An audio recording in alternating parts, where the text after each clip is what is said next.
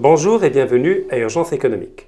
Alors, tout le monde a entendu parler ces derniers jours de la faillite de la Silicon Valley Bank, de la Silvergate Bank et de la Signature Bank.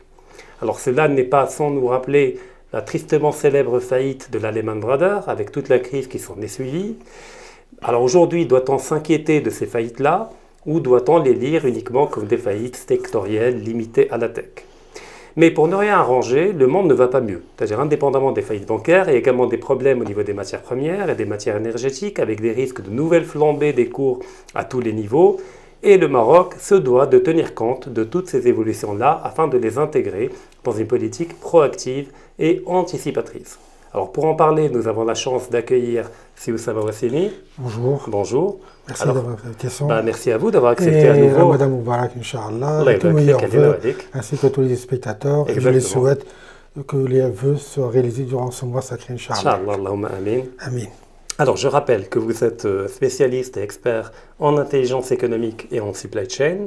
Et je vous remercie d'avoir accepté à nouveau notre invitation, vu que vous êtes désormais un habitué d'urgence économique pour notre bonheur. C'est toujours un plaisir de vouloir débattre avec toi. J'aime bien contredire avec des gens avec lesquels on discute d'idées et pas d'événements. Ça marche. Je ne vais pas vous ménager alors. Ah, je vous en prie, c'est l'occasion. Alors, de quoi la SVB est-elle le nom? La faillite de la SVB, des deux autres banques, et il y a le Crédit Suisse également. Voilà. La raison de SVB est très simple. Comme vous savez très bien, la Fed, depuis une dizaine d'années, a émis des bons de trésor à des taux négatifs, voire zéro. Et que depuis il y a une année, on a commencé à émettre des bons de trésor avec des taux supérieurs de 2 à 3%, des bons de trésor de 5 ans à 10 ans. Parce qu'il y a eu une augmentation du taux directeur par la Fed. Je viens de le rappeler, oui. Donc, automatiquement, les anciens bons de trésor ont des échéances de 5 ans, 10 ans. Oui. Malheureusement, c'est que durant cette année, c'est qu'il y a eu beaucoup de retraits d'argent. Et comme les banques, en termes de solvabilité, de liquidité, ne disposaient pas assez d'argent, le seul moyen de pouvoir répondre aux besoins de leur clientèle, c'est de mettre en vente les anciens bons de trésor. Oui. Mais comme ce sont des bons de trésor qui étaient seulement à 0% ou à négatif, le seul moyen de les vendre, c'est de les vendre en dessous de leur valeur nominale. Ce qui faisait en plus une perte supplémentaire au niveau des banques. Maintenant, tout ça, est-ce que c'est voulu ou un hasard? Ça, j'en sais rien, on ne va pas rentrer dans le... Alors juste pour que nos auditeurs comprennent, parce que tout le monde n'est pas initié à ces mécanismes-là. Donc en fait, on a des banques de taille régionale, comme la SVB, plutôt spécialisées dans la tech, puisque c'était la banque des startups, notamment financée par le capital risque, qui se retrouvant en schéma de surliquidité, en raison de la politique accommodante de la Fed, que vous avez rappelé, a investi énormément dans des bons du Trésor avec une échéance, une maturité de 5 ans. Et à l'époque, le taux rémunérateur était très faible. Taux réel négatif, mais taux nominal était de 1 à 1,5%. Or, le problème, c'est qu'entre-temps, la Fed, qui avait promis de ne pas toucher au taux directeur, a décidé de l'augmenter à plusieurs reprises. On est passé de 0,25 à 4,75, je crois, actuellement. La dernière hausse, c'était au mois de février. Ce qui fait que toute hausse du taux directeur déprécie la valeur des obligations. Alors, et puis, il y a les gens des start-upers qui ont voulu retirer leur argent parce que durant la période Covid, comme les sociétés de start-up au niveau informatique, ils ont connu un boom. Ils ont donc voulu investir un peu plus et ça a fait des plus-values. Donc en plus, les banques, lorsqu'ils avaient investi cet argent l'ont réinvesti encore dans les bons trésors, etc. Ça fait un effet de boule de neige. Et puis bon, tout d'un coup, il y a les start-upers qui ont voulu retirer leurs fonds. Et le problème, c'est que la SVB n'avait pas ces fonds-là, parce qu'elle avait investi dans les bons du trésor. Un banque avait peur d'un banque, donc la Fed... Exactement. Et donc le seul moyen de les payer, comme vous l'avez expliqué, c'est de vendre les bons du trésor. Mais comme on a dit que la hausse du taux directeur déprécie la valeur nominale des bons du trésor, c'est une perte sèche. Et donc ça a provoqué la faillite. Et dans le sillage de la SVB, il y a également la Signature Bank, pareil. Toutes les petites banques, ils ont un actif de moins de 250 milliards de dollars. Alors ma question, normalement, une banque sérieuse, quand elle investit massivement, de manière risquée, sur des bons du trésor, en espérant que le taux directeur n'augmente pas, elle cherche quand même à se protéger par des swaps, c'est-à-dire des produits dérivés, pour se protéger de la fluctuation des taux. Ne l'a-t-elle pas fait? Aucune idée. Franchement, je pense que ça doit être fait. Je pense que ça n'a pas été fait au niveau de la SVP. D'accord. Donc, certains banques, ils n'en ont pas été parce que comme ils n'avaient pas assez de liquidité, je crois qu'ils n'ont pas réalisé. Maintenant, la vraie question qu'il faut se poser, c'est que suite à cette banqueroute de certaines petites banques, c'est que la décision qui a été prise par le secrétaire général du Trésor, qu'il avait dit que toutes les banques qui ont, on nous garantit que toutes les banques qui ont plus de 250 milliards d'actifs. D'accord, donc les petites banques. Les petites banques, voilà. Et je peux vous dire que la Fed ou le gouvernement américain attaque les petites banques depuis 2016. D'accord. Donc depuis 2016. Maintenant, la question qui va se poser, c'est que tout le monde va se retrouver en train d'héberger leurs biens dans des grosses banques comme JP Morgan, Goldman Sachs, etc. Donc la question qui va se passer, c'est que demain, les petites banques vont disparaître, il restera une petite dizaine, une vingtaine de petites banques. Donc ça deviendra un cartel, voilà, un cartel. Sont déjà, mais de manière plus claire, à travers un phénomène de concentration bancaire. Je peux vous dire que tout simplement que depuis une dizaine d'années, les 8 plus grandes banques ont eu plus de 100 000 milliards de dollars de fonds supplémentaires durant ces 10 dernières années. Les 8 plus grandes banques du monde ont eu 100 000, pour avoir une idée. Maintenant, la question qui est en train de se poser, c'est de savoir quel est le lien entre ce qui est en train de se passer au niveau des États-Unis avec Crédit Suisse. Alors effectivement, parce que Crédit Suisse n'est pas spécialisé dans la tech, c'est une banque classique qui a un portefeuille de clients très diversifié, il y a de tout, il y a des particuliers, des entreprises. Effectivement, est-ce que c'est juste l'effet de panique sur les marchés qui a fait qu'elle était un peu le talon d'Achille, elle était déjà fragile, parce qu'on parle depuis quelques années. Non, il y a certaines banques européennes comme Crédit Suisse, la Deutsche Bank, la Commerzbank, la BNP, Société Générale. Donc ils sont, pourquoi? Le problème, qu'est-ce qui se passe, c'est que ces banques-là, ce n'est pas au niveau de leur bilan d'actifs. Le vrai problème se trouve dans le hors-bilan, c'est ce qu'on appelle le swap. C'est les garanties, ce qu'on appelle les swaps, c'est les contrats d'assurance. Lorsque tu fais de la couverture à terme, des ventes à terme, tu t'assures, etc. Aussi bien au niveau des assurances, au niveau... Et donc la banque se porte garante voilà. en tant que contractant dans les swaps auprès d'autres... Et le problème, c'est qu'au niveau des swaps, les swaps ne sont libellés qu'en dollars. Ils sont ni libellés en euros, ni en francs suisses, ni aucune... Tous les swaps sont libellés en dollars. Et ces swaps, c'est un marché de plus de 600 000 milliards de dollars. Et la Crédit Suisse disposait déjà de 14 000 milliards de dollars de swaps libellés en dollars. Voilà. Maintenant, la question qui faut se poser, le sauvetage de Crédit Suisse aurait pu être fait il y a quelques années. Comme vous l'avez aussi bien dit, la Crédit Suisse, c'est pas aujourd'hui qu'on a su qu'elle avait un problème. Maintenant, la question qui faut se poser, bon, c'est qu'en termes d'intelligence économique, quelle est la raison pour laquelle, à mon avis, moi, c'est mon analyse personnelle, pourquoi Crédit Suisse a été torpillé, attaqué, ou disons, qu'est-ce que je peux vous dire, quelque chose, poussé sous les rails du train, aussi bien que les petites banques américaines par rapport aux grandes banques, c'est que tout simplement, pour moi, la raison, elle est d'un point de vue stratégique. Parce que, comme je peux vous dire, comme je vous ai dit tout à l'heure, les swaps sont en dollars. Donc, les États-Unis, quelle est pour moi personnellement, à part le yen, quelle est la devise qui peut concurrencer le dollar? En termes de réserve de change ou de réserve de monnaie de transaction? Monnaie de transaction, monnaie de change ou quelque chose. Non, en tant que réserve de change de francs suisses, mais pas autant que monnaie de transaction. Oui, transaction. Ensuite, c'est que quelqu'un, s'il veut avoir une garantie, il est préférable de les placer en trois parce qu'ils sont soit l'or, franc suisse, c'est la même chose.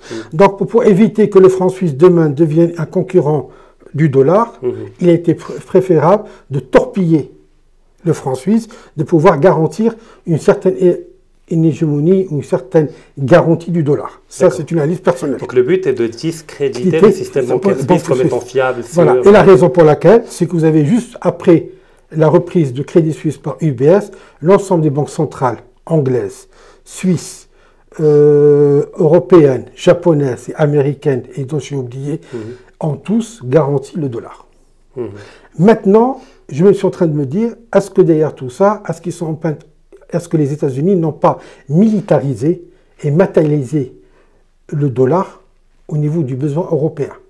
C'est-à-dire que derrière tout ça, est-ce que, à travers cette attaque, les Américains pourront imposer une certaine, entre guillemets, si on peut plus aller plus loin, leur politique au niveau de la guerre Ukraine-Russie, au niveau de l'énergie, au niveau européen, comme tu sais très bien, aussi les États-Unis viennent de lancer depuis fin 2022 l'Inflation Reserve Act, c'est-à-dire qui subventionne toutes les sociétés qui vont venir s'installer aux États-Unis dans le cadre, et maintenant la question qui se pose, est-ce qu'à travers ça, il n'y aura pas un transfert d'industrie européenne vers en fait, une délocalisation vers les États-Unis. Pourquoi? Parce qu'on ne pourra pas faire par la Chine, parce que les usines qui se trouvent au niveau européen, ils sont plus proches du modèle économique américain, managérialement, même au niveau salaire, que chinoise. Donc automatiquement, comme les États-Unis ont besoin aussi d'une puissance industrielle, économique, pour contrecarrer un peu la puissance économique chinoise, avec leur puissance financière qu'ils disposent, c'est de faire appeler toute industrie à forte valeur ajoutée européenne de venir s'installer aux États-Unis. À travers là, je peux vous dire carrément, dans les 5 années, l'Europe, ça deviendra un désert. Industriel, en tout cas, parce qu'elle est déjà à part l'Allemagne. La France, c'est déjà le cas, d'autres pays, c'est déjà le cas. Donc, c'est la raison pour laquelle ce jeu a été, à mon avis, ce jeu a été joué. C'est pour garantir l'hégémonie ou la suprématie du dollar dans les transactions internationales. D'accord, donc juste pour être prudent dans l'analyse, alors, on ne peut pas affirmer qu'elle a été sabotée, car il faudra apporter la preuve, mais on peut dire qu'elle a été indirectement sabotée en n'étant pas sauvée. C'est-à-dire en ne la sauvant pas, ça s'inscrit dans une vision globale, c'est-à-dire celle du discrédit d'un système bancaire suisse qui avait déjà commencé bien avant, avec l'extension du système juridique américain, l'accès aux données, etc. Et aujourd'hui, c'est un peu le coup qui va porter, le coup de grâce, qui va achever cette crédibilité-là. D'autant plus que la Suisse a commencé relativement à sortir de sa neutralité, notamment par rapport au conflit russo-ukraine, etc. Alors maintenant, restons dans le dollar. Récemment, lors de la visite de Xi Jinping à Moscou, Vladimir Poutine a annoncé que désormais 70% des échanges russes se font en roubles et en yuan. Et que le yuan est promis un avenir glorieux en tant que nouvelle monnaie d'échange pour les matières premières. Et là, ça devient sensible. Alors, est-ce un danger pour le dollar, un danger imminent, ou est-ce un peu trop tôt pour se prononcer? C'est un début pour moi. Le début d'une fin ou le début d'un début. Pour moi, je vais expliquer exactement. Le problème, ce qui se passe, c'est que le moment où lorsqu'on a interdit à la Russie de vendre son pétrole ou son gaz en dollars, se retirer du SWIFT, premièrement, et de limiter le prix du baril du pétrole à 60 $ pour les Russes. Le problème, qu'est-ce qui s'est passé? Il y a eu une action inverse, à savoir le rouble s'est apprécié par rapport à l'euro et le dollar. Ils ont perdu, le dollar et l'euro ont perdu 40% approximativement par rapport au rouble. Donc automatiquement, lorsque les Russes commençaient à vendre le pétrole en rouble, comme le rouble coûtait très cher, donc c'est revenu à ce que le baril du pétrole devient encore plus cher. Donc je pense qu'à travers cette réunion qu'il y a eu dernièrement, les 3 derniers jours qu'a passé Xi chez les Russes, c'est que tout simplement de se permettre de vendre le pétrole russe par le biais du yuan, ce qui va permettre encore de baisser encore plus le prix du baril, parce que le yuan est moins valorisé que le prix du baril en Asie. En Asie et d'autres pays en Occident. En Occident, au niveau de l'Asie et au niveau de certains pays africains, comme l'a bien dit Poutine. Oui, tout à fait. D'accord. Donc à ce moment-là, la question qui est en train, et c'est la raison peut-être aussi là pour laquelle l'Arabie Saoudite s'est ramenée à la Chine, parce que le problème qui va se passer maintenant, c'est que vu que les taux d'intérêt ont augmenté, on sait très bien qu'au niveau des sociétés de négoce, ils font de la terme. Donc, ils ont besoin de crédit, des découvertes bancaires. Et des découvertes comptaires au niveau des matières premières coûtera de plus en plus cher puisque le taux a augmenté. Donc, automatiquement, sans qu'il y ait aucune attaque au niveau des flux des matières premières, automatiquement, les prix vont augmenter. Ça, je ne rentrerai pas dans le cadre de ce qui va se passer, vu les tensions entre les prix du pétrole au niveau russe sera encore moins cher que d'autres pays, et au niveau de l'OPEP, il y aura certains pays qui ne voudront pas vendre, etc. etc. Peut-être que demain, dans 2 mois, dans 3 mois, 4 mois, peut-être qu'il y aura même des ruptures de pétrole parce qu'on n'y aura plus d'accord. C'est aussi un jeu qui peut être joué. Donc la question qui est en train de se poser là, c'est que, et d'autant plus, comme les Russes ont été retirés du SWIFT, et comme ils ne sont plus dans le radar du SWIFT, les Occidentaux n'arrivent plus à suivre, à contrôler qu'est-ce qui se passe au niveau Russie. Oui, parce qu'avant, les renseignements occidentaux avaient un accès, il y avait une traçabilité totale de tous les échanges par les SWIFT. Là, on est dans la contrebande généralisée. Je ne sais pas quel est le deal qui est en train de se passer entre les Russes et les Chinois. Ça ne se contrôle pas. Donc c'est pour ça maintenant, au niveau des Chinois, les Russes vont utiliser les Chinois comme un tremplin de pouvoir en vendre encore plus et avoir une mainmise sur les marchés des matières premières. D'ailleurs, c'est déjà un peu le cas avec l'Inde. On a vu comment des produits dérivés, des produits pétroliers dérivés étaient vendus à l'Europe alors que c'était fait à partir du pétrole russe. Et pour raffiné en Inde. Voilà. Pour le raffinage, je viens de lire dernièrement, je ne m'appelle plus, j'ai tellement lu de choses, c'est que soit il y a eu une diminution de 20 à 30% de nombre de raffineries contre une augmentation de 20 ou 30% de la production mondiale du pétrole. Donc automatiquement, vous remarquez qu'il y a un gap de 30 à 50% de manque. Donc lorsqu'on nous dit, je me permets de dire, lorsqu'on dit nous n'avons pas besoin de la Samir, mathématiquement, c'est pas prouvé à ce moment. Ça, on en parlait, c'est-à-dire qu'il y a une rareté relative des raffineries en raison des faillites durant le Covid. À part le fait de quel type de pétrole on est en train d'utiliser, etc. Maintenant, et ensuite, sachant que les Allemands, ils ont demandé de retarder la vente, l'arrêt des voitures fossiles pour 2035. Donc il y a tout un gap, il y a tout un paradigme qui est en train de changer. Tout à fait. Donc la question de la Samir, entre ce que je viens en train de dire, mathématiquement, on n'est pas justifié. Oui, je comprends. Voilà. Donc il n'a jamais été autant stratégique aujourd'hui de réhabiliter, enfin de réactiver la Samir et d'en faire un poste stratégique. Alors maintenant, concernant le Maroc, concernant l'énergie, vous avez commencé à aborder quels étaient les risques, notamment une augmentation du prix du pétrole et des produits dérivés du pétrole. Entre-temps, qu'est-ce qu'on a fait? Parce que ce n'est pas la première fois, il y a quelques mois, on avait déjà vécu une hausse fulgurante. A-t-on appris la leçon et constitué des réserves d'hydrocarbures ou non? Mais également par rapport à d'autres volets, d'autres matières énergétiques. À quoi doit s'attendre le Maroc durant les prochains mois? Pour les prochains mois, il y aura un changement énorme. Surtout, premièrement, il y aura une augmentation des prix des matières premières, au minimum, par le biais d'augmentation des taux d'intérêt. Vous parlez des taux d'intérêt de la Fed. La Fed, la Fed européenne, tout le monde a augmenté les taux. Donc au niveau, lorsque tu es en train de négocier une couverture à terme ou un découvert bancaire, lorsque tu le négocies à 0%, c'est pas lorsque tu le négocies à 3%. Le baromètre, tout est conditionné par le taux directeur. Quand il augmente, tout augmente. Donc automatiquement, les matières premières vont augmenter. Toutes les matières premières. Ensuite, maintenant l'autre question qui est en train de se poser, lorsqu'il y a certaines matières premières qui vont commencer à être vendues en Guyane, ces matières premières vont être de plus en plus compétitives par rapport à la vente des autres matières premières avec d'autres devises, avec le dollar.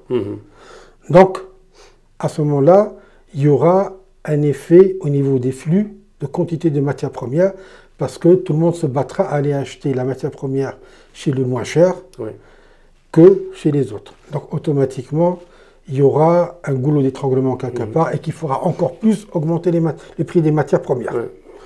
Maintenant, pour moi, pour le Maroc, je vais dire, à partir de ce qui vient de se passer ces derniers jours, il y a le modèle économique, la stratégie sur laquelle on est en train de partir, part en sucette. Pour moi, maintenant, il est devenu primordial et important que dans les 5 années à venir, d'ici la fin de ce mandat du gouvernement, il faut que le Maroc soit en orbite par rapport au nouveau gâteau. Donc le gâteau en tant que tel, Rachid, tout le monde est d'accord dessus. Je m'explique. Le gâteau, actuellement, le PIB mondial, c'est 80 000 milliards de dollars à 90 000 milliards de dollars. En 2030, il sera entre 110 à 120 milliards de dollars. Et sur ces 110 et 120 milliards, c'est des informations de ressources. C'est des sources de la Banque mondiale, du FMI. Ce n'est pas moi qui le dis. Et sur ces 110 000 ou 120 000 milliards de dollars, vous avez 40% de ce PIB viendra de l'IA et de l'industrie 4.0. Donc, si on prend 40% des 110 millions, ça te fait dans les 44 000 milliards de dollars. 45 000 milliards de dollars. Ces 44 000 ou 45 000 milliards de dollars par rapport aux 80 000 milliards actuellement, c'est presque de la moitié du PIB actuel qui va changer. Qui va passer. Donc en fait, c'est une nouvelle révolution industrielle qui est en train de transformer la structure des PIB. Maintenant, avec ce qui est en train de se passer, plus ce qui est en train de se passer actuellement dans le paradigme des devises qui vont être utilisées et de l'emplacement, donc le Maroc, pour moi personnellement, il doit être mis en orbite par rapport à ce nouveau gâteau dans ces 4 années, 5 années. Donc en fait, vous parlez de la stratégie même de développement économique, de la structure du PIB qui doit être repensée. On s'est repensé, etc. Donc sur ces 4-5 années, pour qu'ils mettent en orbite, pour qu'ils puissent par la suite participer, avoir une part de ce nouveau gâteau. Parce que si on ne prend pas une partie de ce part de gâteau, je vous garantis, dans les 50 ans, 100 ans à venir, c'est le désert. Et je m'excuse, c'est par amour propre pour ce pays que je suis en train de dire. C'est pas pour... Donc, pour moi, actuellement, ça me fait penser un peu, la stratégie, elle y est. Premièrement, pour moi, le problème énergétique doit être résolu d'ici la fin de l'année, au plus tard au mois de septembre. Surtout pour le problème de la Samir, s'il y a de la bonne volonté et qu'on veut résoudre le problème de ce... Parce que sans énergie, l'inflation, on ira vers de l'hyperinflation. D'autant plus que même si elle est réactivée maintenant, dans l'immédiat, le seul usage qu'on peut en faire, c'est un site de stockage. Par contre, les capacités de raffinage, ça, il faudra investir, mettre à niveau, il faudra un certain temps. Donc c'est pour ça que je dis... Plus tôt on le fera, mieux ça sera. D'accord. Donc, premièrement, il y a ça. Il y a effectivement. Pourquoi? Parce que si on ne se met pas... Il y a tout... la politique budgétaire du pays sera à côté de la plaque. Surtout au niveau de la balance commerciale, parce que c'est le vrai problème que nous avons. Oui, tout à fait. C'est le talent d'Achille. C'est le talent d'Achille. Comme tu le sais aussi très bien dire, tu expliques mieux que moi, Rachid. Pour moi, la balance commerciale, c'est le nerf de la guerre. Alors, si on ne règle pas ce problème, et au moins de diminuer de 10 à 20% les problèmes de balance commerciale, et en plus, si on peut rajouter un peu d'énergie renouvelable, au moins pour pouvoir, comme je dis très souvent, diminuer de 50% le déficit de balance commerciale, on sera à côté de la plaque. Et même au niveau, pour attirer de l'industrie, on n'y arrivera pas. On aura une bulle actuellement qui demain disparaîtra. Donc, je suis en train de dire, si vous me permettez, Rachid, de dire au gouvernement, ça fait penser un peu à l'équipe nationale de foot. On a bien remarqué que l'équipe nationale, lorsqu'on était dans le championnat du monde, on avait un bon général, on avait des bons combattants. Le général a bien mis en place une belle tactique. L'état d'esprit était le bon. Nia. Donc Nia, il y a une belle tactique, et je ris même plus loin, ce que j'ai bien aimé avec Yassine Bounou, lors du deuxième match, il a mis de côté son orgueil, son amour-propre. Il s'est retiré. Tout à fait. Parce qu'il ne voulait pas hypothéquer l'équipe. Donc je dis au gouvernement, c'est le moment. Peut-être pas uniquement au gouvernement, mais à l'ensemble, responsable, que ce soit au niveau, voilà. Parce qu'il y a une urgence, on n'est pas uniquement dans un changement de stratégie. Il n'y a pas seulement au niveau public, mais au niveau privé. Privé également. Il va être privé. Et là, je vais vous dire une chose. Je vais reprendre un dicton que j'aime beaucoup de chez Tonton Joali, lorsqu'il parle de productivité. Effectivement, le seul gap sur lequel on peut attaquer, c'est mettre en place une productivité. Et là, j'ai envie d'attirer l'attention un peu, si tu permettais, qu'on peut ouvrir un débat au niveau national. Pour le moment, pour moi, actuellement, l'IS, c'est juste un moyen de récolte d'impôts, mais pas mettre en place une stratégie industrielle pour le pays. Pour moi, au lieu de mettre de l'IS, je n'impose pas l'IS, il n'y a pas d'impôt sur l'IS, mais par contre, il y aura un impôt sur les dividendes qui va distribuer, directement, comme au niveau de l'IR. Il n'y aura pas d'impôt sur les sociétés. Par contre, durant sur les 4 années ou 5 ans qu'on vient d'en parler, j'aurais préféré qu'au niveau de chaque activité, surtout les activités pour lesquelles le Maroc voudra se positionner, mettre en place un impôt sur l'excédent brut d'exploitation. Je m'explique. Dans chaque activité, que ce soit sidérurgique, métallurgique, plastique, etc., il y a un modèle économique, ce qu'on appelle actuellement les PITA. Et moi, je préfère l'excédent brut d'exploitation. Pourquoi? Donc, cette exploitation, c'est que quoi? Il faut qu'on soit positionné par rapport à la concurrence mondiale. C'est comme si, donc de ce fait, on aura à mettre en place, voilà pour chaque type d'activité, voici l'excédent brut d'exploitation dans lequel on doit... Ça peut expliquer ce que veut dire l'excédent brut d'exploitation, pour que les gens comprennent. Voilà, l'excédent brut d'exploitation, c'est après avoir payé toutes les charges externes, les achats, matières premières, etc. Donc, le personnel, etc. Donc, les salaires. Donc, qu'est-ce qui reste? C'est les amortissements, plus les amortissements et les résultats de la société. Ce qui me permettra de voir est-ce que je me dispose... Est-ce que j'investis, est-ce que je distribue des dividendes, etc. Et que ça me permettra aussi de me comparer par rapport au référentiel mondial. Ça, j'expliquais ça autrement. Imaginons que vous êtes une école privée et vous avez quelques indicateurs. Pas de conflit entre professeurs et élèves, parents d'élèves satisfaits, réussite des élèves. Et tout d'un coup, il y a le directeur avec sa petite tablette qui voit un élève dans la cour en train de courir, de sauter de joie, et qui se dit « Mais qu'est-ce que c'est qui? Ah, c'est Abkader. » Pourquoi il est content? Il l'appelle, Il dit, Abdelrahim, tu peux partager avec nous cette joie? Il lui dit, monsieur, je n'ai rien à partager. Non, est-ce que vous pouvez m'expliquer pourquoi vous êtes content? Monsieur, j'ai réussi mon année. Ah bon? Ah oui, oui, oui. Vous avez combien de moyenne? Monsieur, j'ai 12 sur 20. Il lui a dit, ah bon, 12 sur 20, c'est bien? Il lui a dit, oui, monsieur, c'est 2 points de plus que la moyenne. Et là, il prend sa tablette, il ouvre, il voit dans la classe, et tout d'un coup, il remarque, il lui dit, mais après, tu sais que 12 sur 20, c'est la dernière note de la classe. C'est pas parce que tu te compares. Toujours un peu plus haut. Mais revenons à la marge brute d'exploitation. On a défini, maintenant, vous proposez d'imposer la marge. Voilà, d'imposer. Tous ceux qui sont au-dessus vont commencer à payer des impôts.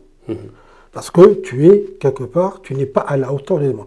Par contre, tous ceux qui seront en dessous auront droit à des subventions pour pouvoir arriver à un niveau de compétitivité mondiale. D'accord. Voilà la raison pour laquelle je suis en train de dire l'IS, il faut le faire sauter au détriment d'un impôt par rapport à l'EBE. D'accord.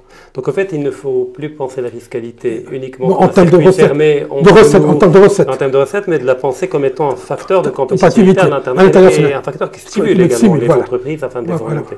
Mais là, ça réclame une vision fiscale stratégique, ce qui est pour l'instant loin d'être le cas. On a encore une vision comptable. Comptable. C'est pour ça que je dis très souvent que l'Europe, surtout d'un ministre de Commerce et de l'Industrie, n'est pas d'être heureux d'aller faire des ouvertures d'usines, etc., mais de monter une stratégie sur de garantir 30 ans, 40 ans, 50 d'exploitation industrielle. Et cette exploitation industrielle, c'est elle qui va garantir par la suite automatiquement les recettes pour l'État. Si tu ne garantis pas un tissu économique sur 30 ans, 40 ans, ou avoir des entreprises qui vont passer seulement 4 ans, 5 ans et par la suite tomber en faillite, mais c'est l'État au niveau des recettes passées qui va être attaqué. Donc c'est ça. En fait, c'est ce que j'ai compris. C'est que la souveraineté économique, c'est-à-dire qui permet de moins dépendre des fluctuations, des chocs extérieurs, etc., n'est pas une fermeture et une autarcie, mais c'est au contraire, c'est de se repenser de manière intelligente à l'intérieur du monde, c'est-à-dire dans les interdépendances, dans les différents schémas, etc., et de penser sa future place, mais ce qui réclame déjà de comprendre les changements qui s'opèrent actuellement et vers quel paradigme on va. Et je vais finir, lorsque vous étiez en train de parler, j'ai pensé à une image que vous avez dit, après le travail, je joue aux échecs. Oui. Et là, j'ai envie de dire à tout le monde, aussi bien la CGM, que le gouvernement, que tout, au lieu de jouer au bingo, qu'on se mette à jouer aux échecs, ou bien au Go. Oui, au Go japonais. C'est mon mot de fin. Avec cette belle métaphore, j'en profite pour vous remercier, Oussama Ouasseni. C'est toujours un plaisir de venir voir. Je vous remercie infiniment. Et j'espère vous revoir très prochainement. Avec grand plaisir. Et je remercie également toutes les personnes qui nous ont suivis. Et comme d'habitude, je vous donne rendez-vous la semaine prochaine pour un nouvel épisode.